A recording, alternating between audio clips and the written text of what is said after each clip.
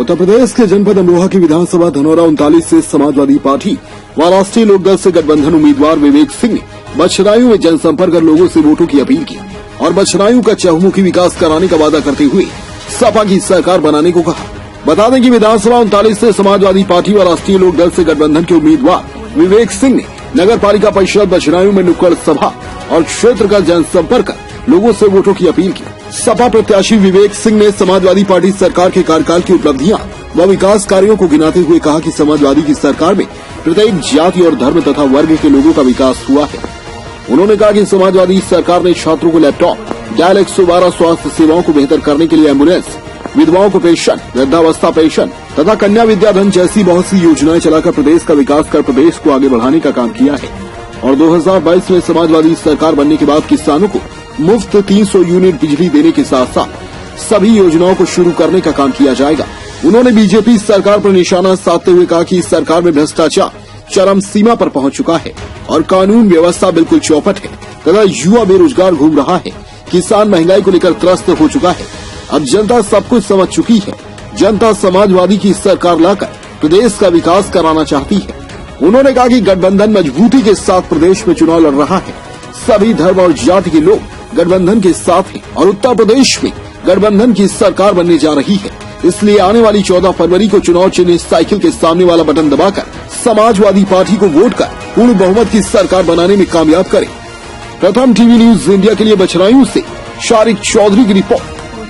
गठबंधन जो समाजवादी पार्टी, राष्ट्रीय लोकदल, महानदल, सुहेलदेव राजभर की पार्टी, अपना दल और करीब 20-25 सामाजिक संगठन जो सभी धर्म और मजहब से ताल्लुक रखते हैं, वो सब इसलिए एक जगह आए हैं क्योंकि सभी मिलकर इस भारतीय जनता पार्टी की सरकार को बदलना चाहते हैं। क्योंकि इस भारतीय जनता पार्टी की सरकार ने सभी को ठगने का काम किया है। आप लोगों का वोट तो लिया है पर आपके लिए कोई काम नहीं किया है।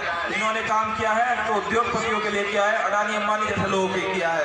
बस ये इनका नारा विकास नहीं, इनका नारा है जब इलेक्शन आता है तो ये आपके बीच में आते हैं तो हिंदुस्तान पाकिस्तान की बात करते हैं, धारा 370 की पहुंचा दी है।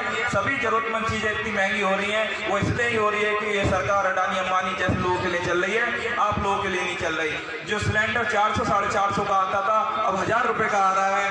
पेट्रोल डीजल देखिए आप कितना महंगा हो गया है। दाल चीनी देखिए और सरसों का तेल कितना महंगा हो गया है। हर चीज इसलिए महंगी हो रही है क्योंकि ये सरकार गरीब आदमियों की सरकार नहीं है, ये सरकार आम इंसान की सरकार नहीं है, ये सरकार उद्योगपतियों की सरकार है।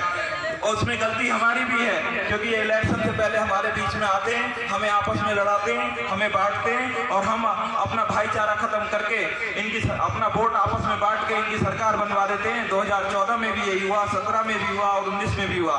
पर मेरी आपसे गुजारिश है इस बार 2022 में ये फिर से कोशिश करेंगे आपको आपस में बांटने की, नई नई चीजें आपके बीच में लाने की।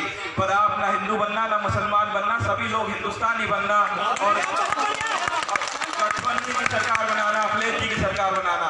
अखिलेश जी की सरकार आपने पहले देखी होगी, जब अखिलेश जी की सरकार थी तो कितने विकास कार्य हुए।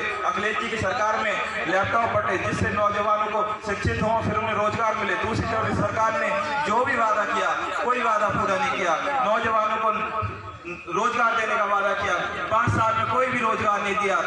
जो भी एग्जाम नौजवानों से करवाए, नौजवानों ने 1000-1500 रुपए के फार्म भरे, एग्जाम तो दे दिए, फिर वो एग्जाम खुद ही अपने लोगों से लीक करवा के, आउट करवा के उनको कैंसिल करने का काम किया। बस उन पैसों से सरकारी खजाने भरने का काम किया।